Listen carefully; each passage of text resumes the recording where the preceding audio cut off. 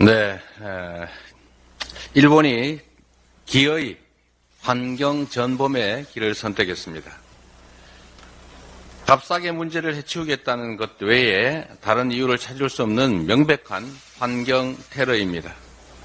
역사는 일본 정부와 기시다 내각을 반인륜적 오염수 테러를 자행한 환경 전범으로 기록할 것입니다. 지금이라도 방류를 중단하기 바랍니다. 윤석열 정권은 일본의 환경 범죄를 방조한 공동 정범으로 기록될 것입니다. 세계 환경단체인 그린피스는 오염수 방류를 일본과 한국 정부의 합작품으로 정의했습니다. BBC, CNN, 뉴욕타임즈 같은 외신들도 한국 정부가 오염수 방류를 지지했다라고 보도했습니다.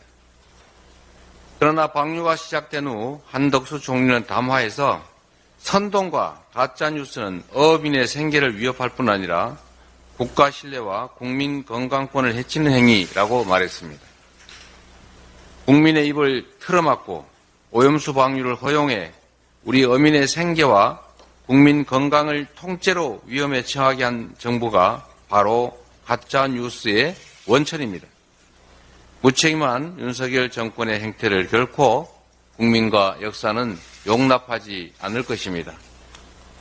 오염수 방류는 불가항력이 아닙니다. 사전에 충분히 막을 수 있었습니다. 지금도 중단할 수 있습니다. 우리 어민과 국민들께 씻을 수 없는 피해를 입힌 책임을 조금이라도 만회하려면 정부는 일본에 즉시 구상권 청구를 표명해야 합니다. 아울러 주권자인 국민을 대리한 대한민국 대통령이라면 침묵을 멈추고 피해 배상 책임만이라도 분명히 밝혀야 할 것입니다. 민주당은 어제 의총에서 오염수 대응 특별안전조치 4법을 당론으로 채택했습니다. 신속한 추진으로 국민 피해를 최소화할 수 있도록 최선을 다하겠습니다. 한덕수 국무총리가 의경 제도입을 도입한다고 하더니 이제는 말을 살짝 바꿔서 필요시에 검토하겠다라고 합니다. 윤석열 정부의 무능과 오락가락 행정의 단면이 또다시 드러난 것입니다. 만 5세 초등 입학, 주 60, 90만 노동, 수능 킬러 문항 삭제, 이런 그동안의 윤석열 정부의 즉흥적이고 설익은 정책이 문제 해결은커녕 혼란만 가중시켜왔던 것을 우리는 기억합니다. 최근에 무차별적으로 발생하고 있는 흉악범죄로 국민 불안이 최고조에 달했는데 이런 심각성에도 불구하고 근본적 대책이나 실효적 대책이 아니라 오락가락 땜질 처방으로 일관하고 있다니 참으로 한심합니다.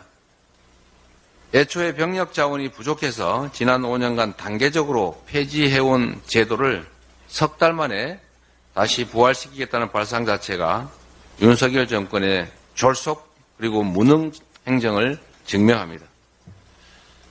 육군은 3년 후에 인구 감소에 따라 2개 군단과 2개 사단을 해체할 것이라고 하는데 가뜩이나 입대 자원이 부족한 상황에서 대체 군병력을 어떻게 해결하겠다는 것입니까? 더욱 이해할 수 없는 것은 직업경찰도 아닌 의경들에게 범죄, 테러, 재난 대응을 맡기겠다는 그런 발상입니다. 대책 없이 대민 업무에 투입돼 유명을 달리한 최상병 사건이 아직도 진행 중인데 윤석열 정부는 더 이상 조변 석회하면서 청년을 수단화하는 아니면 말고식 정책 중단해야 할 것입니다. 이상입니다. 최고위원 회의를 종료하겠습니다.